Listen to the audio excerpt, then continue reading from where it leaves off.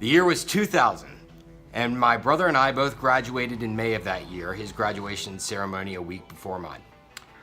As a graduation gift, our parents gave us $500 each to go on a brother's road trip.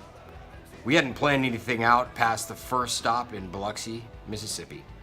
So after a 5-hour drive, we dropped our bags off at a cheap motel and headed off to Treasure Bay, a casino with a pirate-based theme. This was my first time at a casino, and holy crap did it ever show. We made our way to the blackjack table, and Robert was really good at blackjack. He knew what cards to hit, when to stay, what to double down, and when to split. On the other hand, I was fucking clueless. I tried my best to pick up what Robert was doing, but quickly earned the name Austin Powers after doubling down on it with a 12 against a dealer 7, I think. Amazingly enough, I ended up winning $150 that night, and luck like that rarely happens to me, so I was literally ready to take the money and run. My brother wanted to stay in Biloxi a little bit longer, but I knew that if I stuck around, those bastards would get every cent of that $500 that I had. So we decided to check out New Orleans. And that day was Tuesday, May 16th, the day that Binaural was released. So on the way to New Orleans, we stopped at a Best Buy and we picked up the Binaural CD. Now Robert's car didn't have a tape player, much less a CD player. So since he was driving, I was the first one to listen to the album on my Discman. So while the recording method, while it was different, it didn't stand out to me immediately, but I instantly love this album.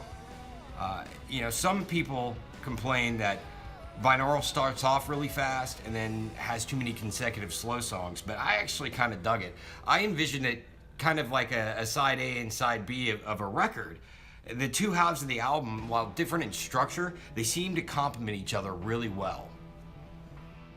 When I was done, I handed the Discman over to Robert, took over driving, and I remember looking over in the passenger seat, and he was hunched over, listening. You can tell it wasn't his thing right out of the gate. When he was done, he handed the CD player, tossed it back over to me, and landed on my lap. And he said, "Breaker Fall's awesome, but 10's a better album." I didn't disagree or agree at that point. I just kept listening. And the more I listened to the album, the more familiar I got with it, the more I really, really enjoyed it. We had lunch in New Orleans, and we ended up just not feeling it. We were walking around the French Quarter, and we got kind of bored. So we immediately hightailed it down to Orlando and got there very, very late to go to Universal Studios Florida the next day. And the next day, we rocked out roller coasters, and we killed it. It was a great time. But for some stupid reason, I was just really worn out. I was starting to get a little bit of anxiety.